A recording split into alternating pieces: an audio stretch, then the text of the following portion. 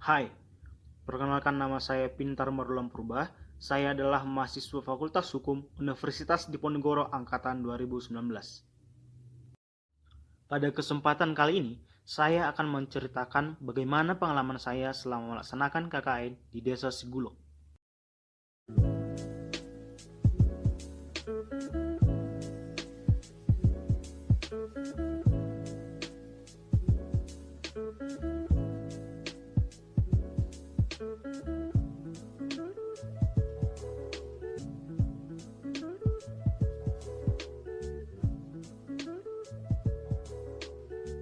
Dan inilah ceritaku. Kabupaten Humbang Hasundutan. Kabupaten Humbang Hasundutan terletak di Provinsi Sumatera Utara. Kabupaten Hasundutan terdiri dari 10 kecamatan, di mana salah satunya adalah Kecamatan Sijama Polang. Desa Sigulok sendiri terletak di Kecamatan Sijama Polang. Sebelum melaksanakan KKN di Desa Sigulok, hal pertama yang saya lakukan adalah mengurus perizinan ke kantor Bupati Humbang Hasundutan, di mana sesampainya di kantor Bupati, saya kemudian diarahkan ke kantor Bapeda. Dan akhirnya saya pun mendapatkan surat izin dari kantor Bapeda. Setelah mendapatkan surat perizinan dari kantor Bupati, saya pun kemudian berangkat ke Desa Sigulok. Perjalanan dari ibu kota Kabupaten Humbang Hasundutan, yaitu Kecamatan Dolo Sanggul menuju Desa Sigulok, memakan waktu kurang lebih 2 jam. Berikut adalah sedikit gambaran bagaimana suasana Desa Sigulok. Desa Sigulok terletak di dataran tinggi dengan luas wilayah kurang lebih 5 km kuadrat dan populasi penduduknya adalah 476 jiwa. Mayoritas penduduk di Desa Sigulok bermata pencaharian sebagai petani tanaman palawija dan juga kemenyan. Setelah melaksanakan diskusi dengan Kepala Desa Sigulok, yaitu Bapak Pangombar Purba, sekaligus meminta izin untuk dapat melaksanakan kegiatan KKN di Desa Sigulok, saya pun menentukan program kerja yang akan saya laksanakan selama KKN di Desa Sigulok. Program kerja saya yang pertama adalah sosialisasi dan penyuluhan anti narkoba di Desa Sigulok yang mengusung tema Generasi Muda, Sehat dan Hebat Tanpa Narkoba. Program ini merupakan program sosialisasi yang melibatkan muda-mudi Sigulok serta para mahasiswa yang ada di wilayah Humbang Hasundutan. Penyalahgunaan narkotika dan obat-obatan terlarang di kalangan generasi muda dewasa ini kian meningkat. Hal ini dapat membahayakan keberlangsungan hidup bangsa ini di kemudian hari, karena pemuda sebagai generasi yang diharapkan menjadi penerus bangsa, sehingga perlu adanya penyebaran informasi betapa bahayanya narkoba agar tercipta generasi harapan bangsa yang tangguh dan cerdas di kemudian hari. Sosialisasi ini dilaksanakan dengan menggunakan media online atau Google Meet dan juga sosial media berupa WhatsApp dan Instagram serta media sosial lainnya. Hal ini dilakukan agar dapat menjangkau audiens yang lebih luas serta lebih fleksibel. Usaha preventif yang dapat dilakukan untuk menghindari penyalahgunaan narkoba adalah dengan memiliki pengetahuan yang cukup tentang narkoba dan bahayanya. Kendati pemerintah sudah menetapkan kebijakan sebagai upaya untuk menghindari hal tersebut, diantaranya dengan membuat undang-undang tentang narkoba dan juga memberikan penyuluhan tentang narkoba di seluruh Indonesia. Sebagai mahasiswa, tentu kita harus dapat membawa perubahan, yaitu dengan salah satunya adalah mendukung dan membantu pelaksanaannya program tersebut dengan memberikan penyuluhan tentang bahaya narkoba bagi kalangan remaja dan mahasiswa.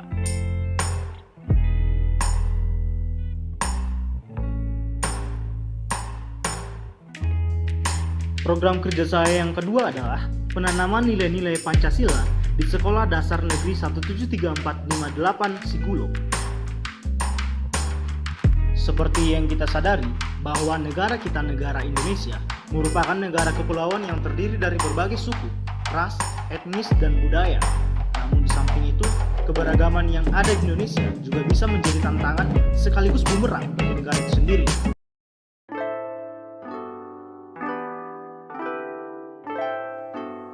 Nilai Pancasila sangat tepat bila ditanamkan kepada anak sejak masih usia dini, Hal ini dimaksudkan agar setelah mereka dewasa, mereka akan terbiasa dengan perbuatan dan tingkah laku yang sesuai dengan nilai-nilai Pancasila.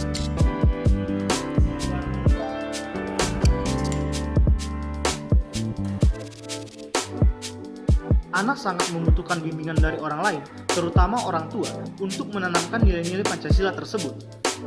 Hal ini dilakukan dengan permainan, lagu, rekreasi, serta cara-cara lain yang menyenangkan bagi anak.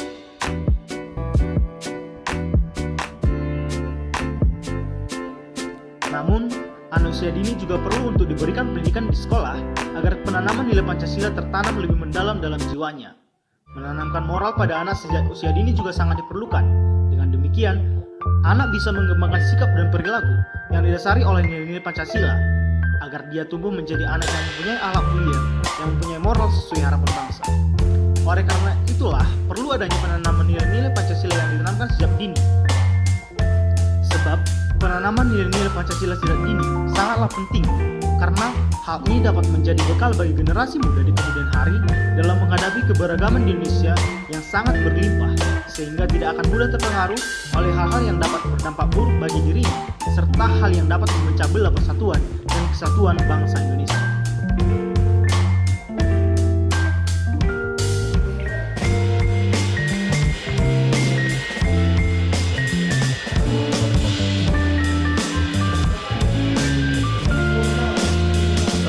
Memberikan penanaman nilai-nilai Pancasila, saya juga memberikan motivasi bagi para siswa-siswi di Desa Sigulok agar semangat dalam bersekolah dan melanjutkan pendidikan ke jenjang yang lebih tinggi.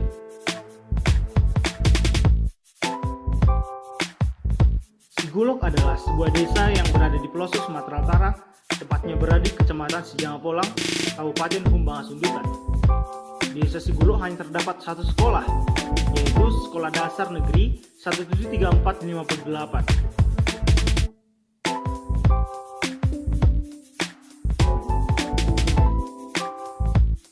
Hal ini membuat anak-anak sekolah dasar yang akan melanjutkan sekolah ke jenjang SMP atau sekolah menengah pertama harus menempuh jarak yang cukup jauh ke desa lain.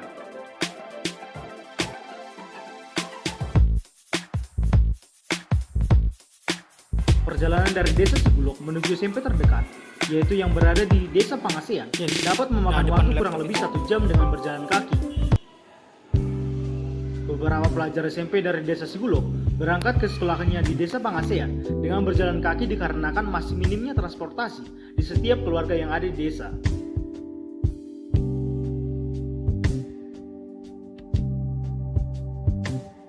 Kendati demikian, hal tersebut tidak memutus asa setiap pemimpi cilik dari Desa Sigulok untuk semangat bersekolah dan menggapai impian. Oleh sebab itu, pemberian motivasi berupa pengenalan dunia perkuliahan, profesi, serta hal-hal akademis lainnya seperti yang telah dilaksanakan oleh mahasiswa tim 2 KKN Universitas Diponegoro tahun 2022 sangatlah penting bagi anak-anak di Desa Sigulok.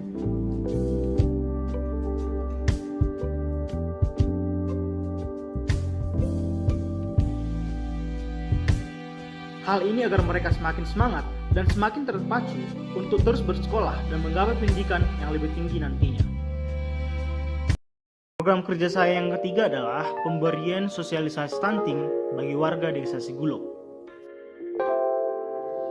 Sosialisasi mengenai pencegahan stunting kepada masyarakat Desa Sigulok bertujuan agar masyarakat lebih memperhatikan kondisi kesehatan pada anak, karena stunting pada saat ini masih menjadi permasalahan yang cukup serius.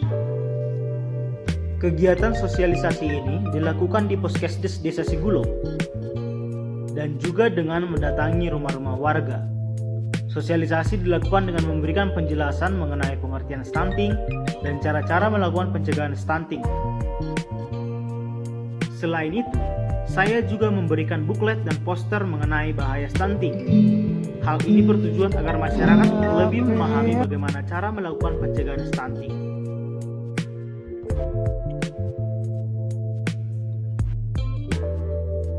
Setelah melaksanakan semua program kerja yang telah saya susun, hal yang selanjutnya saya lakukan adalah membuat laporan pelaksanaan kegiatan, reportase, logbook, serta evaluasi program kegiatan. Berikut adalah hasil reportase yang telah saya buat. selama melaksanakan KKN di desa Singgung.